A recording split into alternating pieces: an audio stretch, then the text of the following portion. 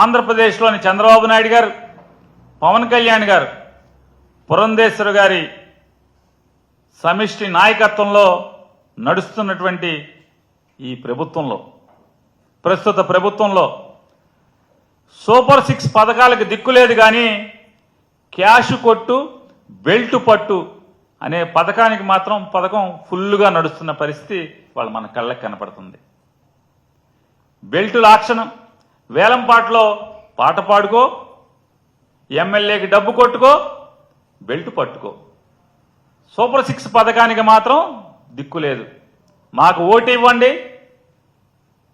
మొట్టమొదటిది సూపర్ 6లో మొట్టమొదటిది ప్రతి ఆడకూతురికి 18 ఏళ్లు నిండితం ఆలస్యం 59 సంవత్సరాలు వచ్చేంత వరకు నిండేంత వరకు కూడా నెలకి 1500 ఇస్తామని చెప్పి ఆ పథకానికి దిక్కులేదు. మొదటి పథకానికి దిక్కులేదు. మొదటి సంతకానికి దిక్కులేదు. ఎన్ని సంతకాలు ఇట్టారు? మొదటి సంతకాలు చొక్కా పట్టుకోమన్నాడు. ఎవరైనా మేము చెప్పిన మాట అమలు కాకపోతే చొక్కా పట్టుకోమన్నాడు డిఫాక్టో సీఎం గారు. చొక్కా పట్టుకుందామని కడుపు రగిలినోడు వెళ్తే శుక్రవారం మధ్యాహ్నం నుంచి ఈ డిఫాక్టో సీఎం గారు ఆంధ్ర రాష్ట్రంలో ఉండడు. శుక్రవారం మధ్యాహ్నం నుంచే ఉండడు. మళ్ళీ సోమవారం పొద్దున వస్తాడు. హైదరాబాద్ మకం. లేదా కొడుకు చెప్పాడు కదా తండ్రిని నిలదీద్దాం, తండ్రి చొక్కా పట్టుకుందాం అని వెళ్తే శనివారం మధ్యాహ్నం నుంచి తండ్రి ఉండడు. సోమవారం వస్తాడు మళ్ళీ. సరే ఇద్దరు దొరకట్లేదు కదా. ఈ ప్రభుత్వాన్ని నడిపేది నేనే, నన్ను నమ్మండి, ఓటేయండి అని చెప్పి ఓటేయించుకుంటాకి ఒక ఆయన తిరిగాడు కదా. ఆయన కోసం కొన్ని ఆయన చొక్కా అన్న పట్టుకుందాం అని చెప్పని ప్రజలు ఈ పథకాలు అందవాళ్ళు ఎవరన్నా అంటే ఈ మాటలు ఇచ్చిన వాళ్ళు ఈ మాటలు అమలు కాలేదు కదా. మొన్న పట్టుకోమన్నారు, చొక్కా పట్టుకోమన్నారు కదా, కాలర్ పట్టుకోమన్నారు కదా అని వెళ్తామంటే ఆయనేమో ఆయనేమో కాలర్ లేని చొక్కాలతో లాల్చీలు వేసుకు తిరుగుతాడు. పసుపు రంగు లాల్చీలు, కాషాయ రంగు లాల్చీలు. ఆయన ఎక్కడ ఉంటాడే అంటే ఆయన అసలు దొరకడు. ఎక్కడుంటాడో తెలియదు. ఇక ఈనాడు, జ్యోతి,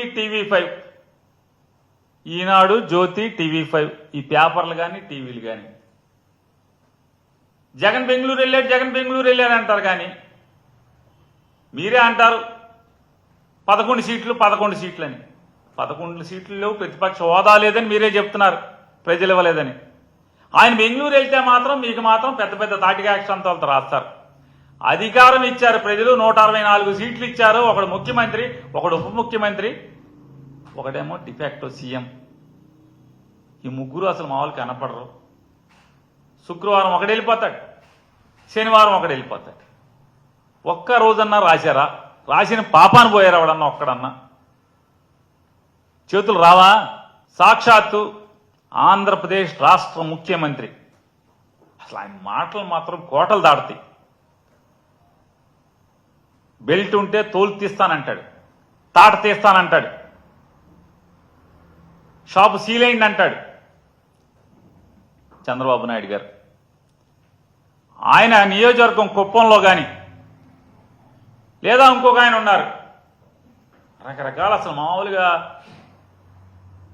అపరిచితుడు అనాలా లేదా దశావతారం అనాలా అర్థం కాదు మనకి. అన్ని గెటప్లు ఆయనే. కాసేపు మనకు అపరిచితుల్లా కనబడతాడు పవన్ కళ్యాణ్ గారు, కాసేపు దశావతారాలు, అన్ని పాత్రలు ఆయనే.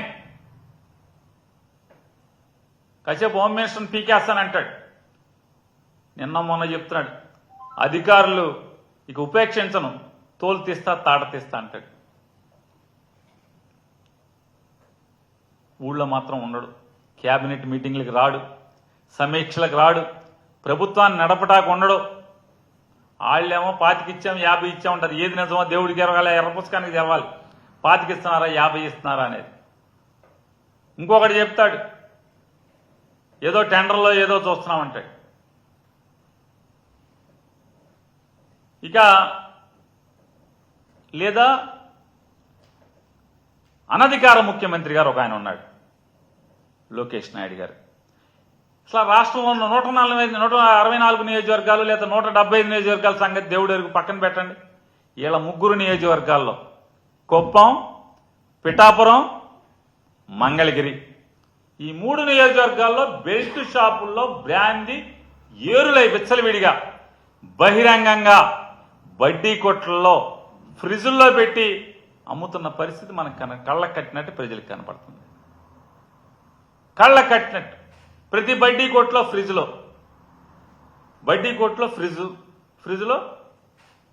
Beer, brandy, whisky. ఇవాళ 3 నియోజకవర్గాలే ఈ రకమైన పరిస్థితులు ఉంటే ఇక మిగతా రాష్ట్రంలో ఉన్నటువంటి 172 నియోజకవర్గాల్లో ఎలా ఉంటుంది పరిస్థితి? ఆలోచించమని అడుగుతున్నాను ఒకసారి ప్రజలందరినీ కూడా. నేను మాట్లాడేది కూడా మనందరం, మీరు నేను రోజు చూస్తున్నది, మన కళ్ళతో కనులారా కంటున్నది, చెవులారా వింటున్న విషయాలే.